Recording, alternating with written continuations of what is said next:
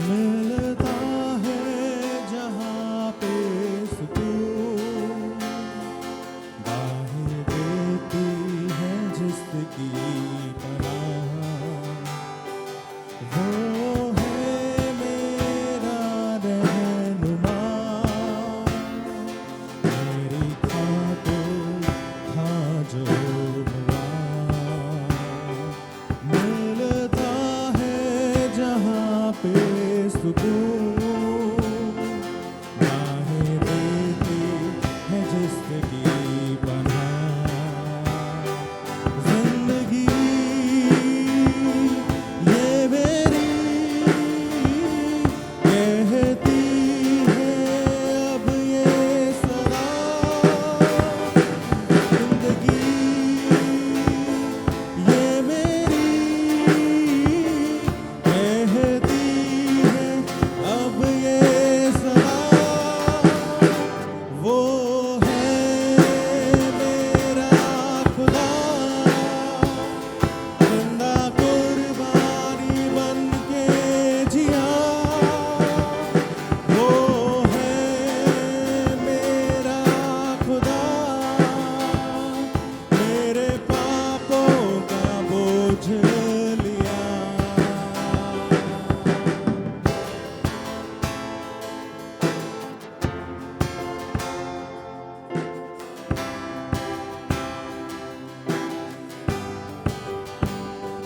मेरा शाफी शाहों का शाह, अब भी जिंदगी की है राह, वो हमसे मोहब्बत करे, हम ही है खुदावन की चाह। मेरा शाफी शाहों का शाह, अब भी जिंदगी की है राह, वो हमसे मोहब्बत करे, हम ही हैं खुदावन की चाह। जिंदगी ये मेरी कहती है अब ये सदा, जिंदगी ये मेरी कहती है अब ये सदा, वो है मेरा खुदा, जिंदा कुर्बानी बन के जिया, वो है मेरा खुदा, मेरे पापों का बोझ लिया, वो है मेरा खुदा, जिंदा कुर्बानी बन के जिया, वो है मेरा खुदा, मेरे पापों का बोझ लिया। वो बहता दरिया है, वो मेरा फिदिया है, अपने लहू के कतरों से उसने मुझको खरीदा है, वो बहता दरिया है, वो मेरा फिदिया है, अपने लहू के कतरों से उसने मुझको खरीदा है। जिंदगी ये मेरी कहती है अब ये सदा, जिंदगी ये मेरी कहती है अब ये सदा, वो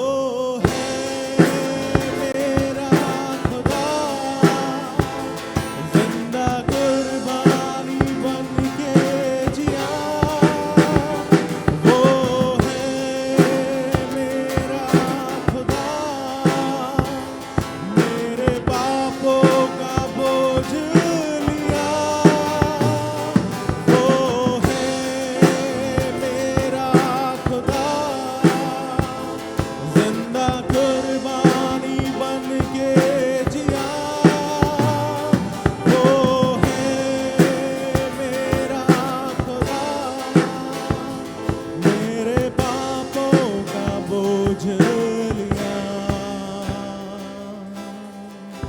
प्रभु आप सबको बरकत दे।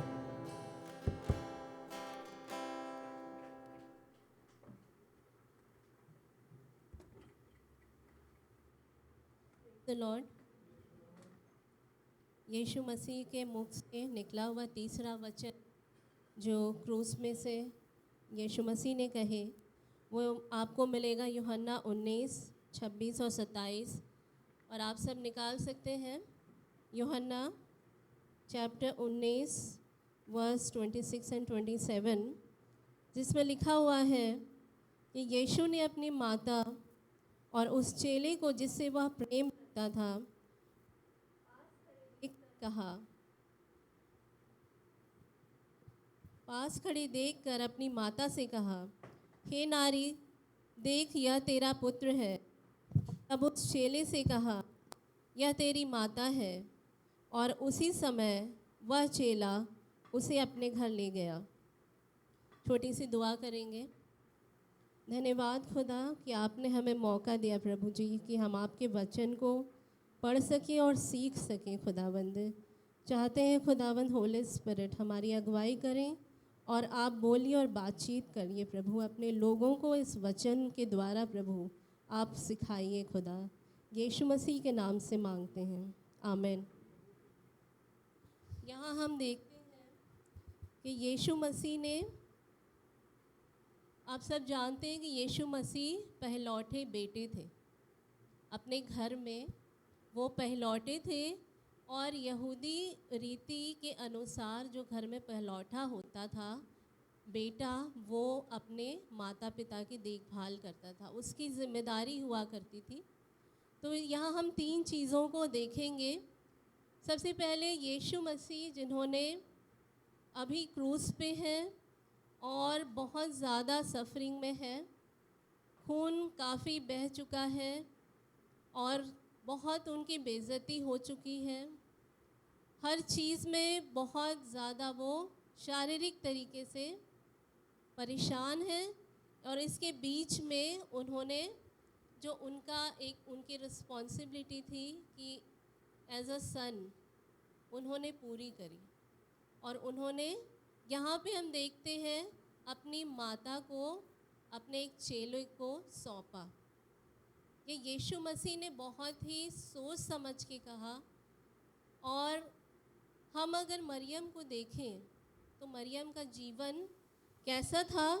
एक बहुत स्ट्रॉन्ग लेडी थी, बहुत स्ट्रॉन्ग। अगर आप इस चीज़ को रियलाइज़ करें तो हम लूका 1 और उसका 31-32 में हम देखते हैं, उसमें लिखा हुआ था जो कि स्वर्गदूत ने मरियम से बातें करी थी।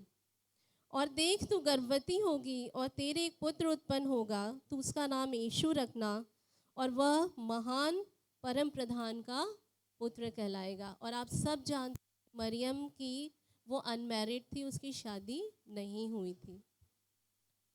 और आगे उसने स्वर्गदूत से पूछा ये कैसे होगा, और उसने बताया कि पवित्र आत्मा की सामर्थ तुझ पर छाया करेगी और तू गर्भवती होगी। और उससे ये पता था कि अगर ये जो व्यवस्था के अनुसार देखा जाए तो ऐसी स्त्री को पत्थरवाह करके मार डाला जाता था।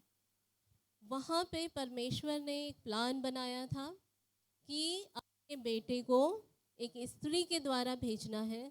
और मरियम जो है वो तैयार हुई, उसने कहा मुझे तेरे वचन के अनुसार हो। वो वहाँ पे एक स्ट्रॉन्गनेस दिखाती है अपने कि हाँ, मैं खुदा के लिए तैयार हूँ, चाहे मुझे पत्थरवाह करके मार भी डाला जाए, है ना। उस समय कोई फ़ोन नहीं हुआ करता था। उस समय उसने यूसुफ को फ़ोन नहीं करा कि भाई बताओ कि ऐसा कुछ मेरे साथ हो रहा है, तुम तैयार हो या नहीं।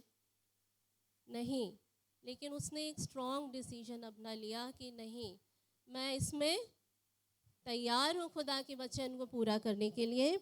और हम देखते हैं कि वो मरियम जो है उसने विश्वास किया यीशु मसीह पर। और देखते हैं कि गलील के काना में भी वो खुदा यीशु मसीह के साथ थी और वो साथ साथ चलती रही।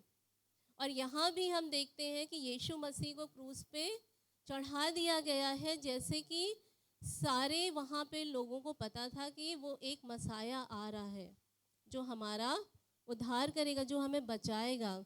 और मरियम भी इस चीज़ को जानती थी और उसने यीशु मसीह पर विश्वास किया कि यही हमारा उद्धारकर्ता परमेश्वर है। और हमेशा उसने रिस्पेक्ट करी। अगर आप गलील के काना में भी देखेंगे तो उसने यीशु मसीह से कहा कि ये मटके का पानी क्या है, ख़त्म हो गया है, तो मैं क्या करूं। यीशु मसीह ने कहा, तो उसने आर्ग्यूमेंट नहीं करा, उसे रिस्पेक्ट करी। और यहाँ भी हम देखते हैं कि मरियम साथ साथ चल रही है। हम नहीं जानते कि यूसुफ का क्या हुआ, उसका क्या रोल था आगे, लेकिन मरियम जो है उसने एक विश्वास के साथ वो खड़ी रही और साथ साथ चलती रही। और यहाँ भी हम देखते हैं कि वो उसका बेटा तो ज़रूर था, लेकिन उससे पहले वो जानती थी कि वो उसका उद्धार करता भी है।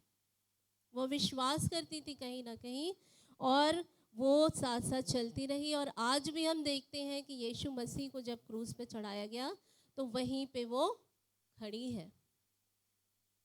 और तीसरी चीज़ हम देखते हैं जो उसने चेले से कही, जो चेला यहाँ पे लिखा हुआ है, उस चेले को जिससे वह प्रेम रखता था, पास खड़े देखकर अपनी माता से पहले कहा था और फिर चेले से यह कहा कि यह तेरी माता है। और उसी समय वह चेला उसे अपने घर ले गया।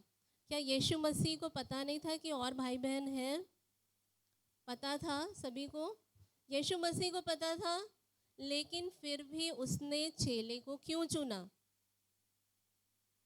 चेला एक आत्मिक व्यक्ति था जो कि यीशु मसीह के साथ साथ रहा करता था। वो यीशु मसीह के कामों को देखा करता था और यीशु मसीह की बातों को वो पर चला करता था, सुना करता था।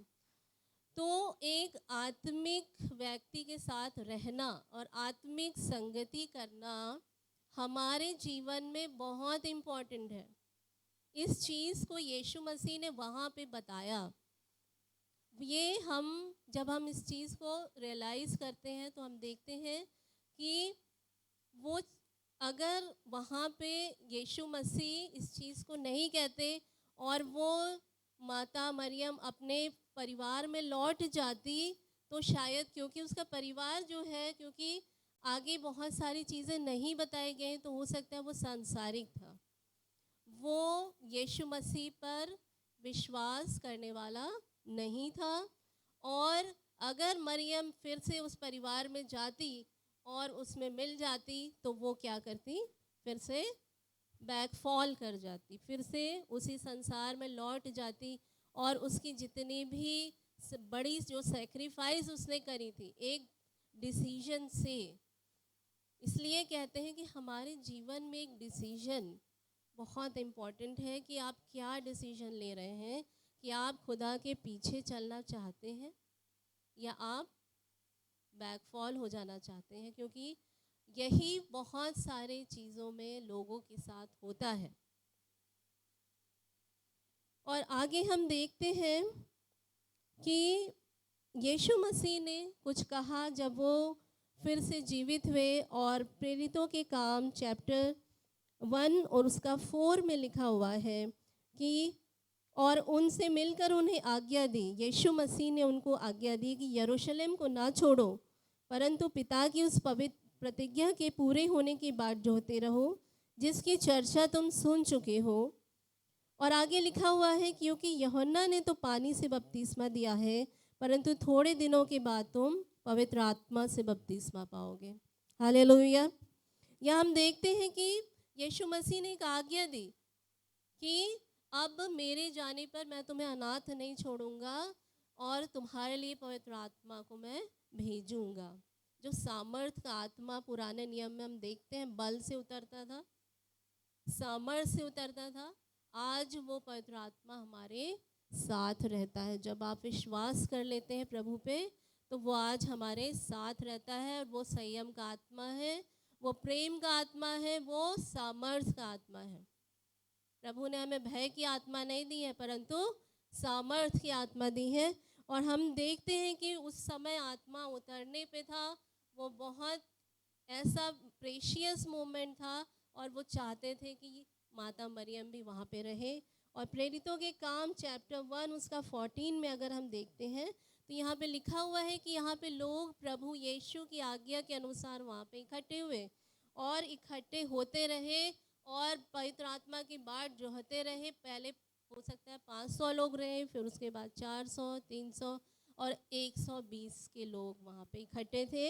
ये सब कई स्त्रियाँ और यीशु की माता मरियम और उसके भाइयों के साथ एक चित होकर क्या कर रहे थे? प्रार्थना में लगे रहे। उन्होंने अपना गोल नहीं छोड़ा। उनको पता था कि अब यीशु मसीह तो चले गए हैं, लेकिन हमें फिर भी खुदा के साथ चलना है और हमें क्या मिलने वाला है? पवित्र आत्मा मिलने वाला है, जो आज भी हम जानते हैं कि हमारे साथ है। और आगे हम देखते हैं कि प्रेरितों के काम में ही 2 उसका 4 में कि वे सब पवित्र आत्मा से भर गए और जिस प्रकार आत्मा ने उन्हें बोलने की सामर्थ्य दी, वे अन्य अन्य भाषा बोलने लगे। और मैं आपको यही बताना चाहती हूँ, ये एंड था जो मरियम और वहाँ जितने लोग थे पवित्र आत्मा में भरते गए और प्रभु में स्थिर रहे, बढ़ते गए। वो फॉल बैक नहीं हुए, वो वापस नहीं अपने लोगों में चले गए। और यीशु मसीह को अब दैट्स इट, ख़त्म नहीं हुआ था वहाँ पे कहानी, तो वहाँ पे शुरू हुई थी और आज तक चल रही है। 2024 साल और आगे भी जब तक खुदा यीशु मसीह हम जानते हैं हमें लेने फिर से आएंगे, यही हमारा विश्वास है, आगे तक चलती रहेगी। इसलिए परमेश्वर ने यीशु मसीह ने वहाँ पे एक संदेश दिया कि आत्मिक संगति में रहो। आत्मिक संगति जो हमारे लिए बहुत ज़रूरी है, जो कि प्रेरितों के काम 2 उसका 2 चैप्टर 42 अगर हम निकाल लें, क्योंकि ये हमारे लिए ही लिखा गया है, तो हम इसमें देख सकते हैं क्या लिखा हुआ है।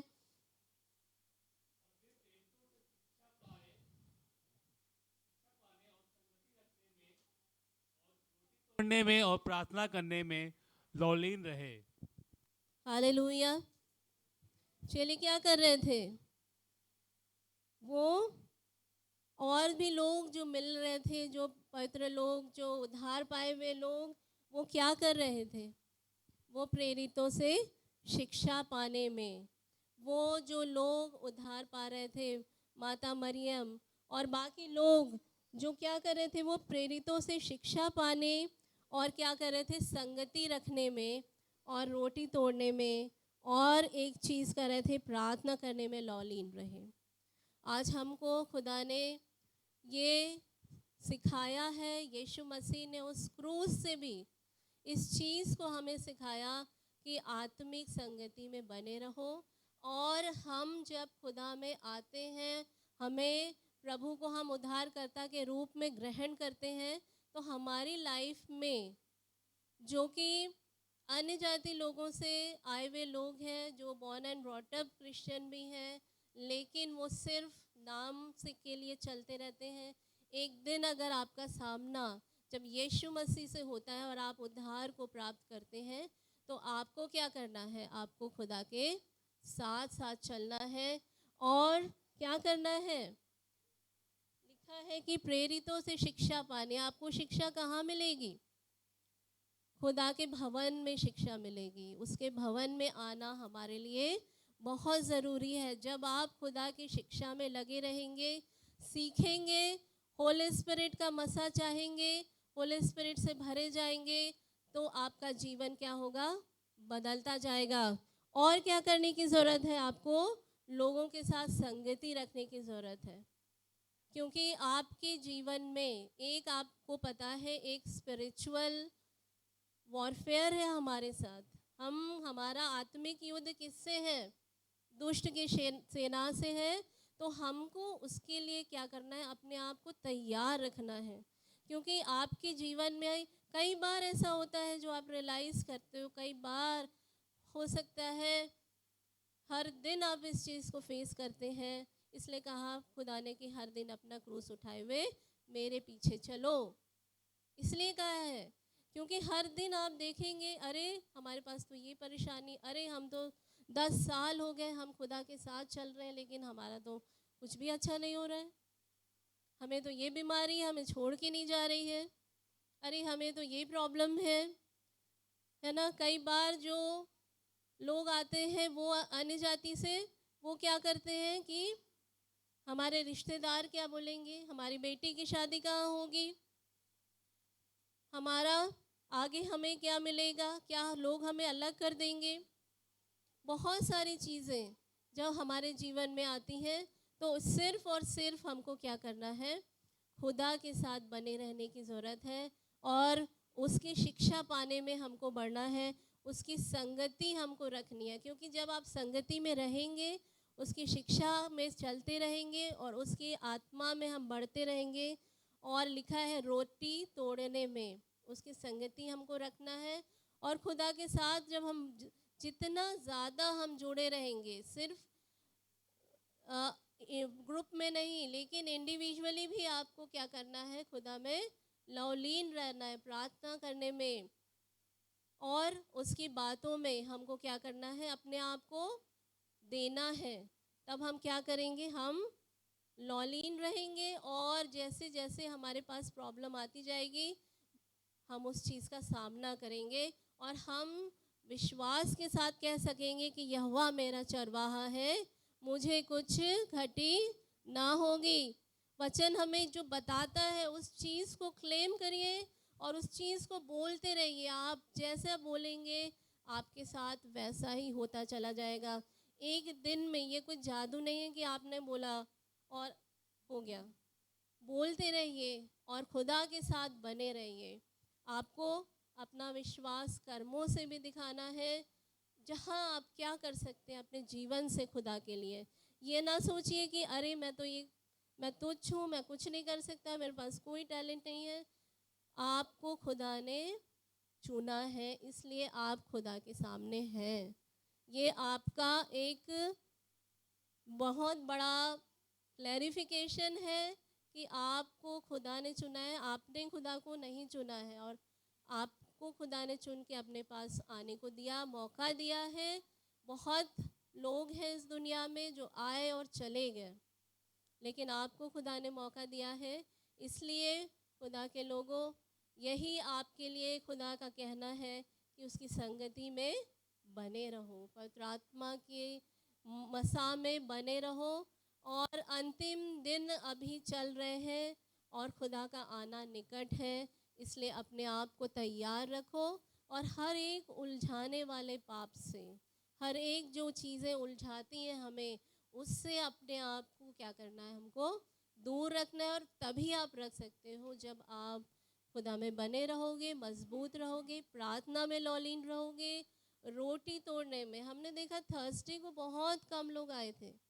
मुझे नहीं पता कि आपकी क्या प्रॉब्लम्स थी, लेकिन अगर आप जहाँ आपको टाइम मिलता है, जहाँ आपको लगता है नहीं मैं खुदा के साथ बना रहूँगा, मैं अड़ा रहूँगा, मैं खड़ा रहूँगा, और एक दिन ऐसा आएगा कि जब आप खुदा के सामने खड़े होंगे तो वो कहेगा कि हे विश्वास योग्य दास, तूने अपनी दौड़ अच्छे से पूरी करी।